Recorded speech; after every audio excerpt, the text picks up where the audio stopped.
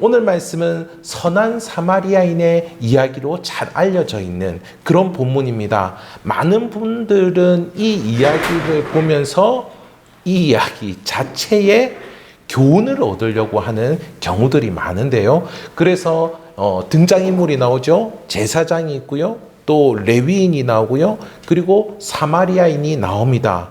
그래서 이 선한 사마리아인처럼 이웃을 도와야 한다. 제사장과 레위인과는 다르게 이렇게 가르치는데요. 이 이야기는 단순히 남을 돕는 착한 사람이 되자 이런 교훈을 이야기하는 그 정도의 말씀이 아닙니다. 간혹 이 신앙을 가지게 되면요, 이 착한 사람 컴플렉스에 빠지는 그런 경우들을 볼 수가 있습니다. 아니, 내가 예수를 믿는데 착해야지, 다른 사람보다 선해야지, 그렇게 남들에게 우호적으로 대해야 되지라고 하는 그런 컴플렉스에 빠지는 것이죠. 신앙인들은 대체로 좀 착한 모습을 보이기도 합니다. 그런데요, 착한 사람이 되는 것이 목표가 아니지요. 이거를 착각해서 심지어 이 정신과 치료를 받는 분까지 있다라는 이야기를 들었습니다. 자신은 그리 착하지 않은데 믿음이 있는 것 때문에 착하게 보이려고 하니까 자신이 착한지 어떤지 모르겠는데 늘 다른 사람 앞에서 착해 보이려고 하니까 이 사람이 너무 힘들어하는 겁니다.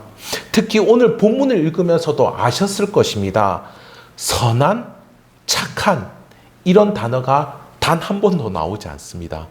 와, 굉장히 놀랍죠? 우리는 이 비유를 선한 사마리아인의 이야기, 선한 사마리아인의 비유라고 그렇게 알고 있는데요. 지금 이 본문에서는 선한이라는 단어, 착한이라는 단어가 단 한 번도 등장하고 있지 않습니다. 이후에 사람들이 이 이야기가 너무 유명하니까 이거를 부르기 위하여서 제사장과 레위인과 달리 사마리아인이 착하다고 하여서 선한 사마리아인의 비유라고 부르는 그런 것 같습니다. 그래서 오늘은 말씀은 그냥 이 이야기의 교훈을 받으려고 하는 사람들은 30절부터 읽게 되는데요. 그때 30절부터 예수님의 이야기가 시작되는데 사실 이 이야기는 그 이전에 25절부터 나오는 이야기다. 그래서 우리가 이 시간 25절부터 본문을 함께 교독한 것입니다. 25절부터 나오는 율법 교사의 그 대화에서부터 출발을 해야 되는데요. 그렇다면 오늘 본문의 의미가 무엇인지 함께 살펴보도록 하겠습니다. 어떤 율법 교사가 예수님을 시험하기 위하여서 찾아왔습니다. 그리고 물어보지요. 선생님, 내가 무엇을 하여야 영생을 얻겠습니까? 내가 무엇을 해야 어려서부터 성경을 알고 있고 그런데 내가 무엇을 해야 영생을 얻겠습니까? 이 유대인들은 정말 아주 어린 나이에서부터 이 모세오경을 달달달 외웁니다. 그렇게 교육을 시키는데요. 그렇다면 이 율법 교사는 그냥 배우는 입장이 아닌 다른 사람을 가리킨다라고 한다면은 얼마나 탁월할 정도로 이 말씀을 잘 알겠습니까? 모세오경을 다 외울 뿐만 아니라 그 외에 있는 구약 성경도 빠삭했고 구약 성경에 있는 그 수많은 율법과 관련된 내용들을 어떻게 삶에 적용할지에 대해서도 그는 아주 잘 알고 있었다라고 하는 것입니다. 이런 자가 예수님을 시험하기 위해서 왔다라고 하는 거죠. 영생을 얻기 위한 궁금해서 온 것이 아니고요. 예수님을 시험하기 위해서 온 것이다 라고 하는 것이죠. 예수님, 이전에 이 율법 교사가 예수님을 볼 때 이 예수님은 율법을 어긴 것처럼 보였습니다.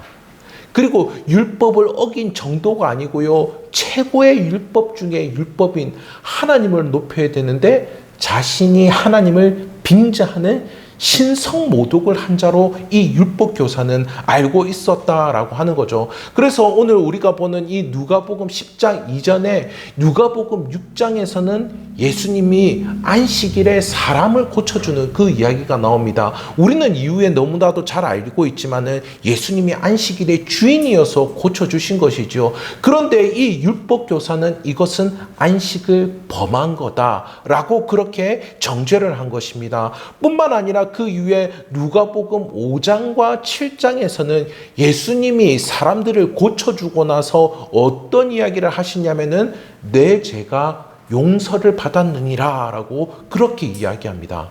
그 율법 교사는 죄 사하는 권세는 하나님밖에 갖고 있지 않은데 어떻게 그가 이 땅에 사람으로 있는 그가 사람을 용서한다라고 이야기할 수 있는가? 그렇게 묻고 있는 모습들이 너무나도 많이 등장하고 있는데요. 그들의 귀에는 하나님을 흉내내는 것처럼 그렇게 신성모독을 하는 것처럼 보인 것입니다. 그래서 이 율법교사는 또다시 예수님께서 이 율법을 어기시거나 신성모독의 그 발언을 할 것을 노리고 예수님께 질문을 한 것이죠. 제가 무엇을 하여야 영생을 얻겠습니까? 예수님의 입에서 나를 믿으라. 내가 하나님이니 나를 믿으라. 나를 따르라. 라고 그렇게 이야기를 하지 않으십니다. 아주 지혜롭게 그렇게 말씀을 하시는데요. 예수님은 이 율법 교사인 그에게 율법대로 말씀하시는 것을 볼 수가 있습니다. 예수님은 그에게 율법이 무엇이냐라고 물어보지요. 그리고 이 율법 교사는 정말 제대로 배운 사람인 것 같습니다. 27절에 보니까 이렇게 대답하고 있습니다. 대답하여 이르되 내 마음을 다하며 내 목숨을 다하며 힘을 다하며 뜻을 다하며 주 너의 하나님을 사랑하고 또한 내 이웃을 내 자신같이 사랑하라 하였나이다. 아멘. 이렇게 이야기를 합니다. 예수님도 그의 대답이 옳다라고 그렇게 이야기를 하시죠. 그리고 이를 행하라 라고 말씀하십니다. 그리하면 살리라 라고 하시죠. 이 율법교사는 예수님의 이 이야기를 듣고서 예수님이 율법을 제대로 이야기했다라는 그것들을 확증받고 나서 더 자신감이 생긴 겁니다. 어떤 자신감이요? 자신이 말한 이 율법을 자기가 다 지켰다라고 하는 그 자신감을 가지고서 이렇게 물어봅니다. 29절인데요. 그 사람이 자기를 옳게 보이려고 예수께 여짜오되 그러면 내 주인이 누구니까? 내 이웃이 누구니까? 그러면 내 이웃이 누구니까? 자기를 옳게 보이려고 그렇게 물었던 것입니다. 많은 사람들은 어떠하지요? 많은 사람들은 나와 비슷한 사람과 어울리려고 합니다. 이 율법 교사도 마찬가지였던 것 같습니다. 이 율법 교사는 자기네 주변 사람들과 잘 어울렸을 것입니다. 자신의 주변 사람들에게 점잖게 말하고 따뜻하게 말하고 자신의 주변 사람들, 친한 사람들에게 필요한 것들도 나눠줬을 것입니다. 그래서 자신이 옳다라고 하는 것을 증명하기가 너무나 쉬웠을 것입니다. 우리도 마찬가지지 않습니까? 또 많은 사람들, 대부분의 사람들이 이것이 편하지요. 나와 비슷한 사람들과 잘 어울리지 않습니까? 가진 재산이라던가, 공부한 수준이라던가, 그리고 정치적인 성향이라던가, 이런 것들이 비슷한 사람들과 정보를 주고받고, 그리고 친하게 지내고, 따뜻하게 안부도 묻고, 이 사람들과 여러 가지로 이 사람들이 조금 어려움이 있으면은 도와주기도 하고, 그렇게 지내지요. 여러분은 어떠십니까? 여러분은요, 말씀은 내 자신같이 내 이웃을 사랑하라고 말씀하셨습니다. 말씀은 분명 내 자신같이 내 이웃을 사랑하라 라고 말씀하셨는데, 그런데 많은 사람들은 어떻게 하냐면은 내 자신과 같은 내 이웃을 사랑하고 있는 모습을 볼 수가 있습니다. 내 자신과 레벨이 같은 사람과 잘 어울리려고 하고 레벨이 같은 사람을 사랑하려고 하는 것이죠. 그러면서 사람들을 사랑한다라고 여깁니다. 자신과 어울릴 만한 그런 사람들과 교제를 하지요. 출애굽기에서는 이웃 사랑에 대해서 아주 구체적으로 나오고 있습니다. 출애굽기 22장 26절 27절인데요. 제가 26절을 읽고 여러분이 27절을 읽어주시기 바랍니다. 내가 만일 이웃의 옷을 전당 잤거든 해가 지기 전에 그에게 돌려보내라. 그것이 유일한 옷이라. 그것이 그의 알몸을 가릴 옷인즉 그가 무엇을 입고 자겠느냐? 그가 내게 부르짖으며 내가 들으리니 나는 자비로운 자임이니라. 아멘. 하나님께서 말씀해 주신 것입니다. 유대인들에게 있어서 이 겉옷이라고 하는 것은 생명과 같은 것입니다. 이 유대 지경에 가면요, 햇볕이 너무나 따가워가지고 밖에 햇볕 밑에 서 있지를 못할 그런 정도입니다. 그래서 그늘을 다니면서도 늘 이렇게 물을 들고서 이렇게 제가 다니도록 하는데요. 이 겉옷이 없는 상태에서 햇볕을 쬐게 되면은 아주 쉽게 30분 안에 열사병이 걸린다라고 합니다. 그리고 그렇게 몇 시간 동안 자신을 햇볕에 노출하면은 생명을 잃을 정도의 그 위협을 느낀다라고 하는데요. 겉옷을 매우 귀히 여기는 그러한 나라입니다. 그런데 이 옷을 전당 잡힌다라고 한다라면은, 누군가의 옷을 내가 전당 잡는다라고 하면은 이 전당 잡는다라는 것이 이것이죠. 내가 돈이 없어서 돈을 조금 꾸기 위하여서, 빌리기 위하여서 나의 중요한 것을 맡기고 돈을 빌려오는 것이 그 전당 잡는 행위인데, 그런데 이 귀한 옷을 주고 돈을 빌려오는 겁니다. 급해서. 그런데 하나님은 뭐라고 말씀하시냐면은, 해가 지기 전에 그 사람에게 전당 잡힌 옷을 돌려주라라고 말씀하고 있죠. 그러니 이것이 무엇입니까? 그의 생명을 보존하도록 하라, 그의 생명을 위하라라고 그렇게 말씀하고 계시는 것입니다. 어떤 이유든, 이웃이 가난하든 어떤 이유든 헐벗는 것을 하나님은 가만히 놔두지 않는 것이죠. 왜냐면요 말씀하십니다. 하나님은 자비로우시기 때문입니다. 자비로우신 하나님께서 우리의 생명을 그 무엇보다도 소중히 여기기 때문에 우리에게 꼭 필요한 것들이 갖춰지기를 원하시는 것이죠.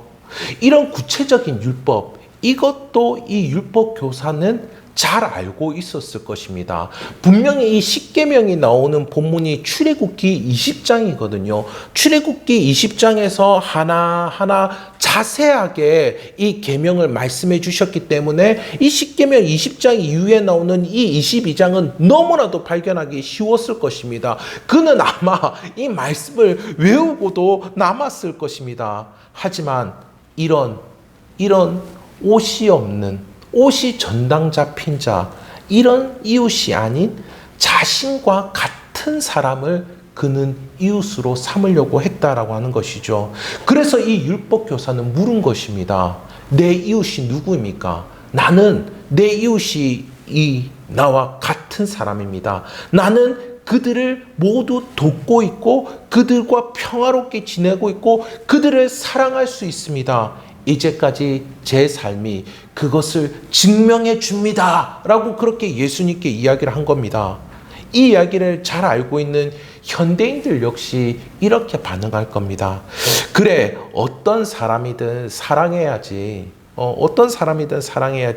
이렇게 말은 하지만 실제로는 우리 동네에서 또 우리 교회에서도 나와 어울릴 만한 사람은 없을까?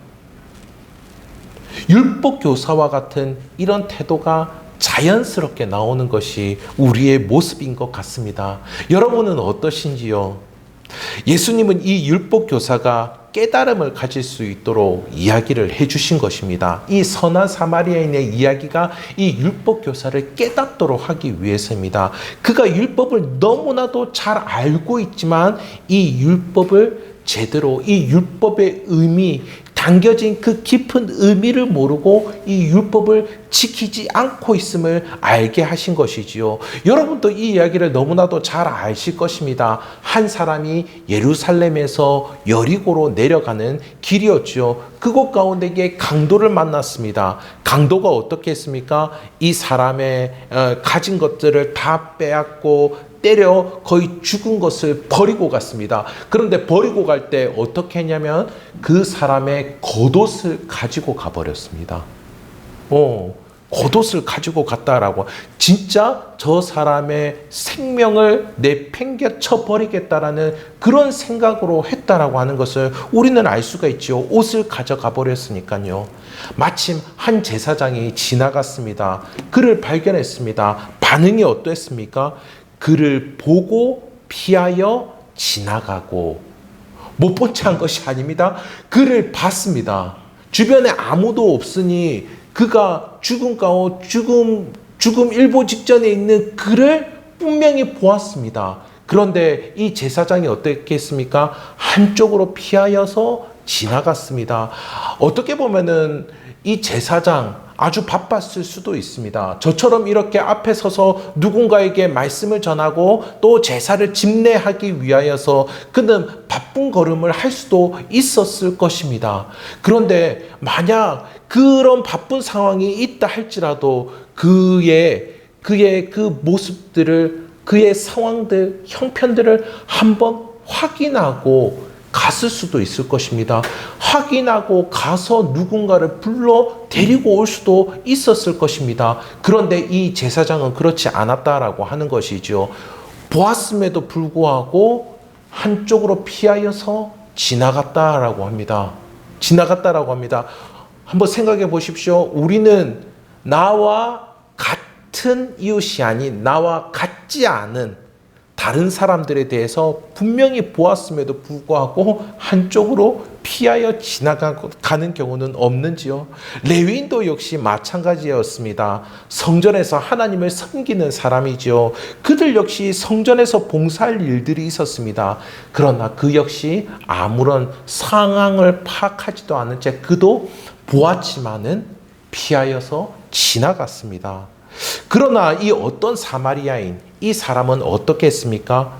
그를 보고 불쌍히 여겼지요. 그가 이 여행 중에 귀하게 쓰일 기름과 포도주를 꺼내어서 그의 상처를 싸매어 줍니다. 그리고 그가 타고 갈 그 짐승에 이 사람을 태워서 주막으로 데려가서 보살펴 줍니다. 그리고 다음날 그가 떠날 때 이 주막의 주인에게 2데나리온을 주고 떠나지요. 저도 이렇게 자료를 찾아봤는데 2데나리온이면은 당시의 숙박 요금으로 보자면 거의 21치에 해당하는 그 숙박 요금이다라고 합니다. 그리고 비용이 더 들게 되면은 돌아올 때 그 비용을 또 다 갚겠다라고 이야기를 하는데요. 이 예수님과 대화를 했던 예수님과 율법 교사는 유대인입니다. 그러니까 이 이야기의 강도를 만난 이 사람은 유대인이었을 것입니다. 그리고 그를 돕는 사람은 누구였다라고요? 그에게 자비를 베푼 사람은 사마리아인이었습니다. 이 사실 유대인과 사마리아인은 아주 상극입니다. 서로 상종조차 하지 않는데요. 이거는 이스라엘의 역사를 통하여서 알 수가 있습니다. 우리가 잘 아는 것처럼 솔로몬 왕 이후에 어떻게 되죠? 솔로몬 왕 이후에 이스라엘 나라가 둘로 나눠지지 않습니까? 위에는 북이스라엘이고 아래는 남유다로 이렇게 나눠지는데요.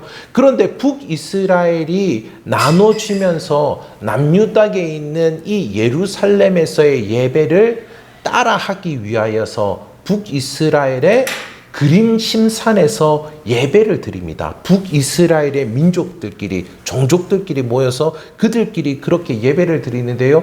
그래서 남유다에 있는 그 사람들은 우리가 정통이야, 야, 니네의 그리심산 예배는 짝퉁 예배야 라고 그렇게 이야기를 한 겁니다.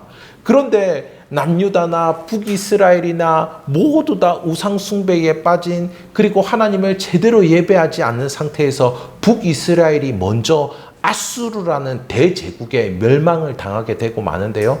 그런데 이 아수르라는 대제국이 아주 악랄한 민족입니다. 악랄한 그런 제국이었는데 이 자신이 통치하고 빼앗았던 그 민족들의 정체성을 말살해 버리려고 한 겁니다. 우리는 이스라엘 사람들이야 라고 하는 그 정체성을 없애버리려고 어떻게 했냐면은 자신이 정복한 다른 나라의 사람들과 결혼을 시키는 거죠. 그러니까 혼혈인을 만드는 겁니다. 이 북이스라엘 사람들과 다른 민족의 혼혈인이 바로 이 사마리아인들입니다. 바로 이 사마리아인들이죠. 그러니까 유대인들의 입장에서 봤을 때 이 사마리아인들은 어떻습니까? 이제는 혈통조차도 다른 그런 민족이구나. 다른 피가 섞였구나. 이스라엘 사람들은 어떤 사람들입니까? 선민의식을 갖고 있는 사람들입니다. 자신만이 하나님의 택함을 받았다라고 하는 생각을 가지고 있는 사람들인데, 그런데 그런 사람들이 자신의 혈통을 순수하게 지키지 못한 이 사마리아 사람들을 볼 때 어떻죠? 그들은 마치 깨끗한 물에 검은색 잉크를 탄 것처럼, 깨끗한 물에 오염된 것들을 붓는 것처럼 그렇게 피가 섞여진 그런 혼혈인으로서 순수하게 보이지 않았다라는 것을 우리는 짐작해 볼 수가 있습니다. 그런데요, 이 남유다마저 망하지 않습니까? 남유다마저 바벨론에 멸망당하고 말고 70년이나 지난 후에 이 유다 사람들이 다시 고향으로 돌아옵니다. 그때 이들이 어떻게 합니까? 우리가 이제는 회복을 해야 되겠다. 이렇게 생각을 하고서 거기서 하나님을 예배할 성전을 새로 짓고 또 다시 그것들을 지킬 성벽을 재건하려고 합니다. 그런데요, 이 사마리아 사람들이 그 일을 돕고자 예루살렘에 와서 유대인들을 도와주려고 하는데, 그런데 유대인들이 어떻게 하는 줄 아십니까? 야, 니네는 짝퉁이야. 니네는 더러운 피가 섞였어. 너희는 하나님의 백성들이 아니야. 라고 하면서 이 사마리아인들을 쳐낸 겁니다. 그러니까 이 사마리아 사람들이 뿔이 난 것이죠. 그 이후로 이 사마리아 사람들이 계속 유대인들이 성전을 짓고 성벽을 짓는 것을 방해하는 모습을 우리는 그 구약의 마지막 부분에서 여러 번 볼 수가 있습니다. 그 긴장한 가운데에 성전과 성벽을 재건하게 되는데요. 그러니까는 이 사마리아인과 유대인은 철천지 원수지간인 겁니다. 하지만 이 예수님의 이야기에는 어려움을 당한 유대인이 제사장도 아니고 레위인도 아니고 유대인 중에 유대인이 그 두 부류의 사람이 아니고 철천지 원수인 사마리아인의 도움을 받고 있다라고 하는 것이죠. 그리고 율법교사와 마지막으로 대화를 나눕니다. 너의 생각에는 이 세 사람 중에 누가 강도 만난 자의 이웃이겠느냐? 우리 주님께서 물어보십니다. 율법교사가 대답하지요. 자비를 베푼 자니이다. 그러니까 이웃은 누구입니까? 자비를 베푼 자가 이웃이다라고 말씀하는 것이죠. 분명히 이 율법교사는 내 이웃이 누구입니까? 라고 물었습니다. 자신과 어울릴 만한 사람을 찾은 것이죠. 하지만 예수님은 반대로 물으십니다. 강도 만난 자의 이웃이 누구이겠느냐라고 물어보십니다. 우리가 주체가 되어서 나와 함께할 사람들을 찾습니다. 그런데 그 반대라고 하는 것이죠. 어려움을 당한 사람, 그에게 필요한 것들을 공급해주는 그것이 내가 이웃이 되는 길임을 우리 주님께서 말씀해주고 있습니다. 사실 우리는 그 누구도 우리의 이웃이 어떤 사람인지 정할 수가 없습니다. 우리의 이웃이 어떤 사람인지 우리가 특정할 수가 없습니다. 다만 우리는 누군가의 이웃이 될 수 있습니다. 그 어려운 사람이 있다면 그를 도울 때에 우리는 그의 이웃이 될 수 있는 것입니다. 자비를 베푼 자가 이웃이 될 수 있는 것이죠. 오늘 말씀의 의미를 두 가지 정도 생각해 보도록 하겠습니다. 우선 우리 그리스도인들은 다른 사람들을 사랑해야 할 사람이지만 동시에 사랑하지 못함을 인정할 수밖에 없는 사람들이다라고 하는 것이죠. 본문에 나오는 율법교사는 자신이 이웃 사랑을 하지 않았음을 결국에는 인정할 수밖에 없었습니다. 예수님의 말씀에 그 사실을 깨달았던 것이죠. 지금의 우리 그리스도인들 역시 마찬가지일 줄 압니다. 그리스도인들의 마음 가운데는 늘 아쉬움이 남아 있습니다.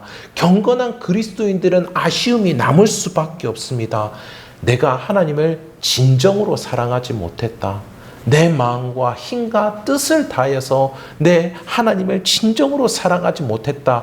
그런 아쉬움이 남고요. 또한 한편으로는 내가 다른 사람들도 진정으로 위해주지 못했다라고 하는 그런 안타까움이 남는 것입니다. 이만하면 됐지 이런 말로 자신을 위로하지만 그러나 마음속 깊은 곳에서는 내가 더 사랑하지 못했다라는 이 부족한 마음을 지울 수가 없는 것이죠. 저는 지금도 제가 처음 사역했던 그 사역지에 만났던 학생들이 지금도 생각이 납니다. 이혼한 아버지의 손에서 그 커온 딸이 이제 대학에 입학했는데 그 아버지가 암으로 세상을 떠나셨어요. 가난한 형편의 친구들이 가난한 형편 가운데 있는 이 그 학생이 자신이 친구들이 있는 그 학교 안에서 아르바이트를 하는데 전단지 아르바이트를 하는 겁니다. 그 여자애가 부끄러워서 얼굴을 들지 못하고 모자를 푹 눌러쓰고 이 전단지를 돌리더라고요. 그리고 정서적으로 불안한 환경 가운데서 자라난 어떤 친구는 다른 사람들을 의심하고 비판하는 일들이 비일비재한 친구가 있었습니다. 근데 어느 날 이 친구들이 졸업사진을 찍는다 그러더라고요. 그러는데 서로가 가지고 있던 그 정장을 빌려주기도 하고 또 아르바이트를 한 친구는 자기가 이 구두 아주 예쁜 구두를 샀는데 자기만 신는 게 아니고 각 과가 다르니까 그 구두를 다 돌려 신는 겁니다. 아르바이트에서 힘들게 샀는데 그런 일들도 있었습니다. 나중에는 취업 면접을 보러 간다라고 하니까 각자 자신이 가지고 있는 모든 좋은 아이템들을 그 친구에게 다 이렇게 몰아주는 모습들도 보았습니다. 그때를 뒤돌아 생각할 때마다 이런 생각이 듭니다. 나는 뭘 했나? 나는 뭘 했나? 이런 생각이 들 때가 많았습니다. 때론 누군가를 도와주는 것이 내 형편에 부담스러워서 포기할 때도 있습니다. 그리고 이 작은 도움을 줘봤자 무슨 도움이 되겠느냐며 계산을 할 때도 있었습니다. 사랑했다라는 뿌듯한 마음을 가질 때가 거의 없었던 것 같습니다. 그리스도인은 마음에 성령께서 계시죠. 주님께서 하신 것처럼 누군가를 사랑하도록 이끌고 계시는 분이 우리 성령 하나님이십니다. 그리고 순종하는 마음으로 누군가를 사랑하는데요. 그래도 부담스러워하는 마음, 계산하는 마음이 여전히 남아있는 모습들을 볼 수 있습니다. 사랑한다라고 하지만 사랑하고 있지 못하는 그 모습들을 우리는 인정할 수밖에 없는 것이죠. 그런데요, 우리에게 진정한 이웃이 있습니다. 우리의 진정한 이웃이 있습니다. 우리의 진정한 이웃은 바로 예수 그리스도이십니다. 예수 그리스도. 오늘의 이야기를 빌려서 이야기한다면 예수님은 위대한 사마리아인입니다. 예수님의 혈통은 유대인이지만 예수님은 위대한 사마리아인이세요. 강도 만난 자를 지극정성으로 보살피고 그를 위해서 대가를 넉넉히 치르시는 이 사마리아인과 같은 분이 바로 우리 예수님이십니다. 우리는 강도 만난 자와 같이 우리의 삶에서 뭔가 강탈당하는 느낌을 들 때가 있습니다. 최근 청년 시절에 함께 사역을 시작했던 동기들을 만났는데요. 그 당시에 함께 훈련을 받고 사역을 하면서 좌충우돌 하고 그러면서 굉장히 정이 많이 든 그러한 동기들입니다. 그런데 이 동기들을 만났는데 그 어느 한 사람 어려움이 없는 사람이 없었어요.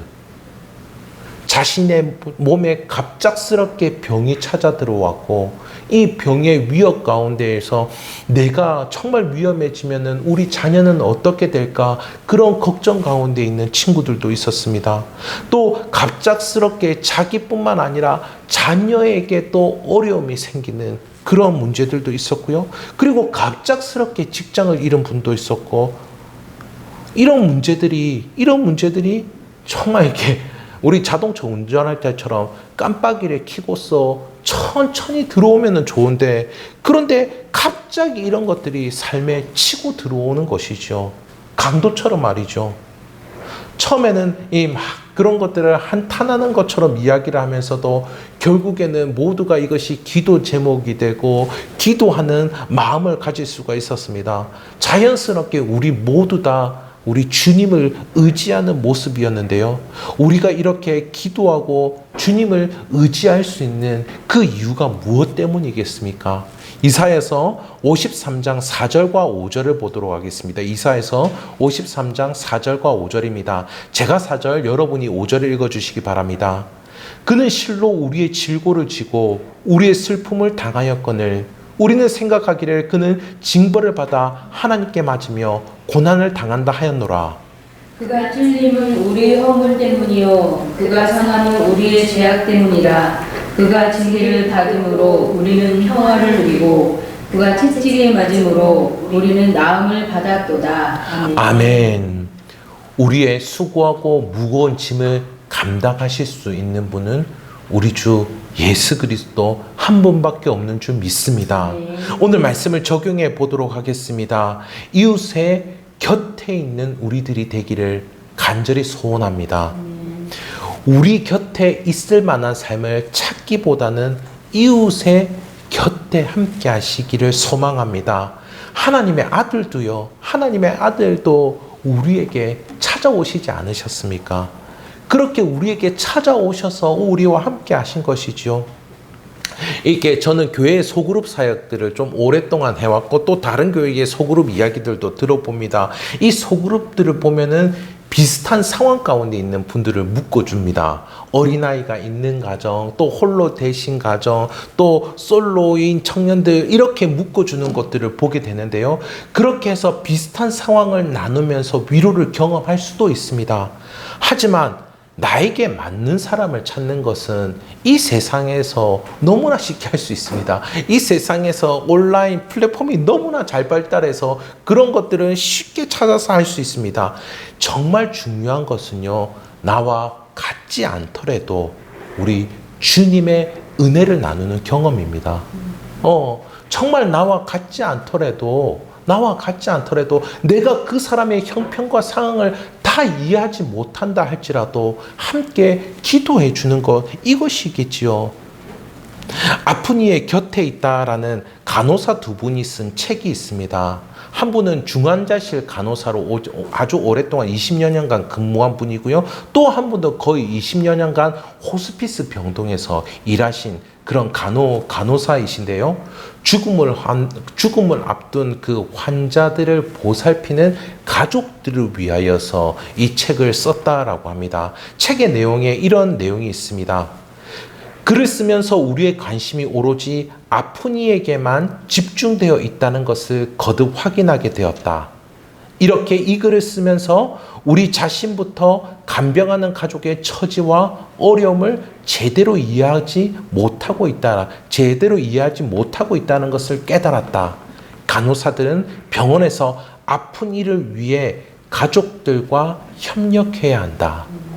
그러면서 이분들이 쭉 적는데 아픈 이와 돌보는 이와 함께하는 이 간호사의 모습, 이것들을 계속해서 책에 적는데요. 이 작가분은 이전까지 이 돌보는 가족에 대해서는 별 신경을 쓰지 않았다라고 이야기하고 오직 아픈 이들만 보면서 이 아픈 이들이 이 아픈 이들에게 가족이 어떻게 하는지 지도하는 역할을 해왔다라고 합니다. 그런데 이제 그게 아니고요. 이 작가들은 이 아픈 이들을 돌보는 가족들과 함께 협력하는 태도로 그렇게 바꾸었다라고 이야기하더라고요.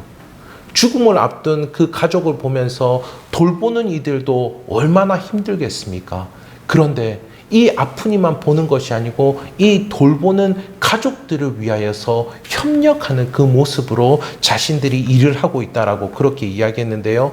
이 책이 수많은 목사님들에게도 신방의 교본으로 읽혀진다라고 그렇게 이야기하더라고요. 어떻게 대해야 될지, 가족을 대하고 있는 그 돌보는 가족들을 어떻게 대해야 될지. 저희 가정도 작년에 함께 모셨던 그 장인 어른을 떠나보내시는 일이 있었습니다. 그 당시에 그 임종을 맞이할 때 그 순간 간호사분들의 위로를 정말 많이 받았는데요. 정말 한순간 한순간이 너무나 바뀌는데 그때마다 간호사분들이 우리의 의견을 물어다 주고 그것들에 대해서 자세히 설명해 주고 우리가 잘 할 수 있도록 도와주는 것들을 많이 경험할 수가 있었습니다. 그때 그 간호사분들이 우리의 이웃이 되어 주셨구나. 이웃이 되어주셨구나. 그런 생각을 할 수가 있었습니다. 말씀을 맺도록 하겠습니다. 주님은 우리 곁에 찾아오셨습니다. 지금도 우리와 함께하고 계시죠. 우리에게도 이와 같은 발걸음이 있기를 소원합니다. 내가 줄 수 있는 건 너무나도 작을지도 모릅니다. 하지만 주님의 은혜를 나누기 위하여서 이웃에게 다가갈 수 있는 복된 마음을 소유하시기를 우리 주님의 이름으로 축복합니다.